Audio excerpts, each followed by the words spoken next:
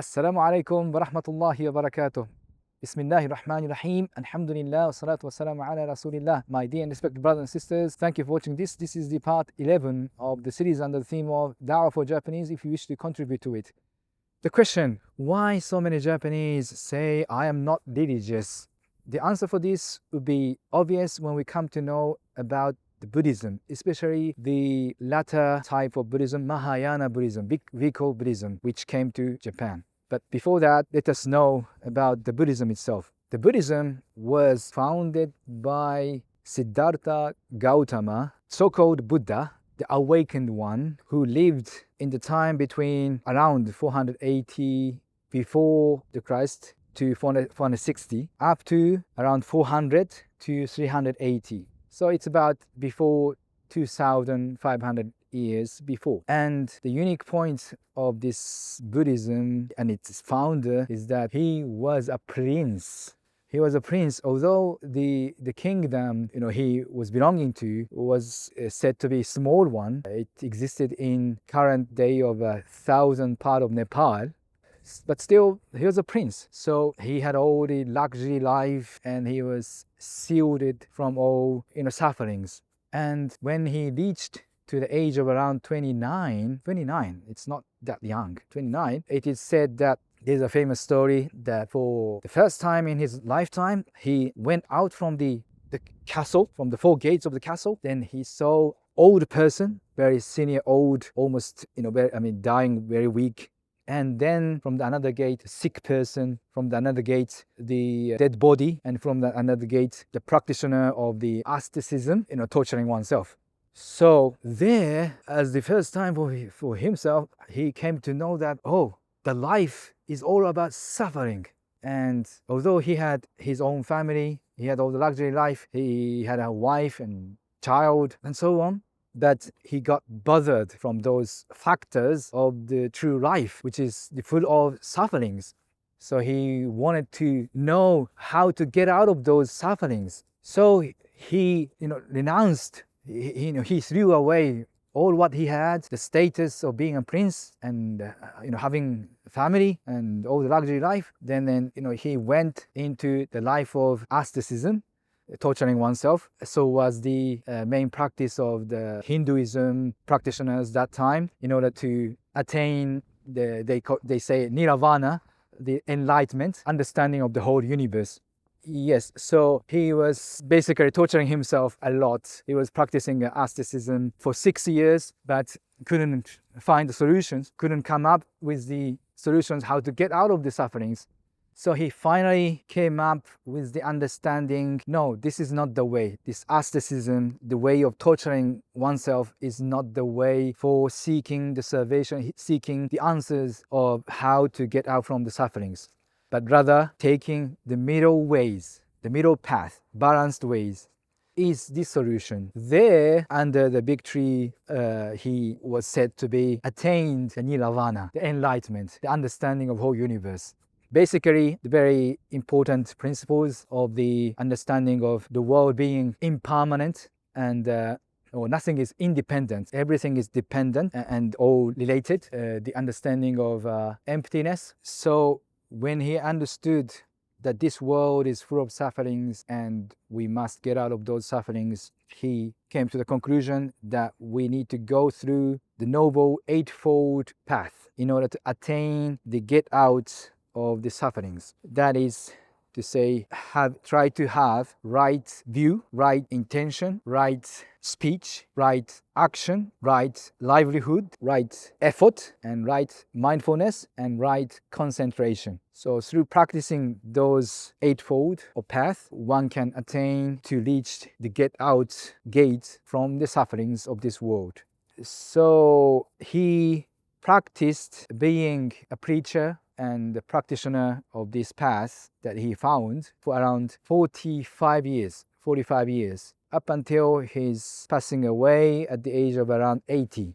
So after reaching the state of this awakened state, he formed the society, mini society of the disciples and practitioners of that path. So he left as his wills to his disciples to take care of the three important things in way of Bupposo, Sampo, the awakened ones, the practitioners who attained Nirvana, the enlightenment and understanding of the truth of the world, and taking care of Dharma, the teachings of the Buddha itself, and taking care of the practitioners, disciples of the Buddhism society. Then the Buddhism developed eventually into two ways, two paths. One is called Theravada Buddhism. It means teachings of the teachers, ta'alim al-mashayikh, teachings of the mashayikh for us Muslims to be acquainted with.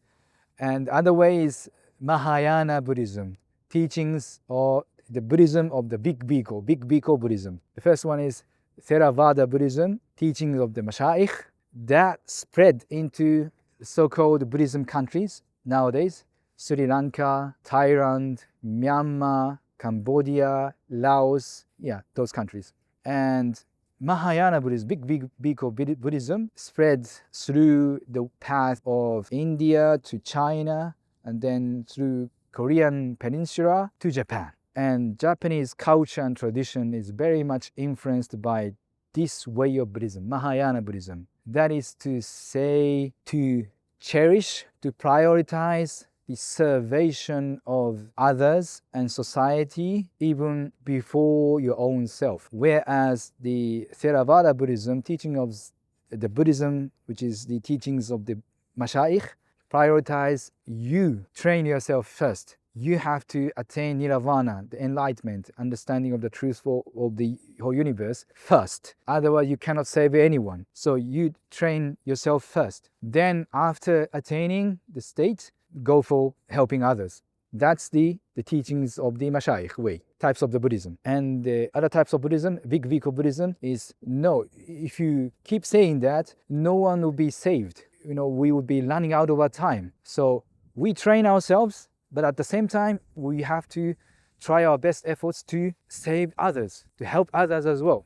So that way of Buddhism was the one which was widely spread into Japan and very much influenced the culture and tradition of Japanese. So the original teachings of the Buddhism and the Buddha himself did not talk about the beginning and the end of the world, did not say that he was a god, and did not talk about God.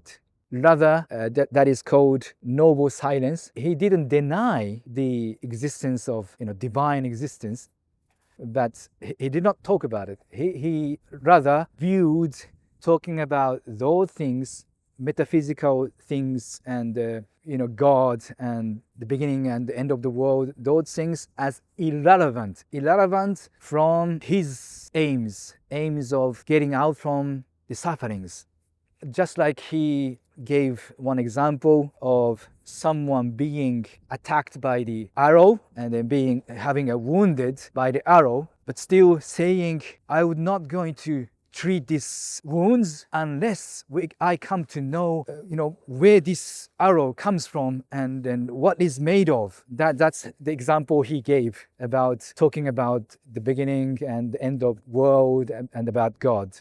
So he, basically viewed dealing about those issues as irrelevant. Now let's come to answering the first question. Why so many Japanese say, I am not religious? Let us not misunderstand. This doesn't mean atheism, that they are not atheists. Basically, so many Japanese in general are religious by their nature. As a matter of fact, the most common sightseeing places they go to, everywhere they go in the world, inside Japan, outside of Japan, that is religious, historical places, religious places. So if some, theory of saying Japanese are non-religious people was right and true, this is not happening. But the fact is, the most popular sightseeing places in the world where Japanese tourists, so many of them go to, is somewhat related to religions. So this is clearly indicating that they are fond of religions. Yes. So just simply, they don't verbalize their belief. They are not unbelieving. They are believing, but they don't verbalize it. They are practice-oriented rather than belief oriented, and they are concerned with behavior, harmony, and social balance. And they are less concerned with doctrinal statements or faith statements. That's why it is not wise for us Muslims to face them with doctrines of Islamic teachings before making them come closer to how Islam values the mercy and the harmony of the universe and the world, and how Islam teaches us to purify our nafs, our ego, our heart, and how Islam teaches us to be disciplined, and so on. Yeah, it's a lot wiser to face them with these ways rather than trying to approach them with the doctrines of Islam or what's halal and haram and so on. So inshallah, let us be mindful of those points and ask Allah subhanahu wa ta'ala to help us convey the message of beautiful Islam to Japanese speaking people in better ways. Ameen. Thank you for your understanding. May Allah bless you all. Wa barakallahu feekum. Wa jazakumullah khairan. Wa sallallahu ala sayyidina Muhammad wa ala alihi wa sahbihi wa sallam. Alhamdulillah rabbil alamin. Assalamu alaikum wa rahmatullahi wa barakatuh.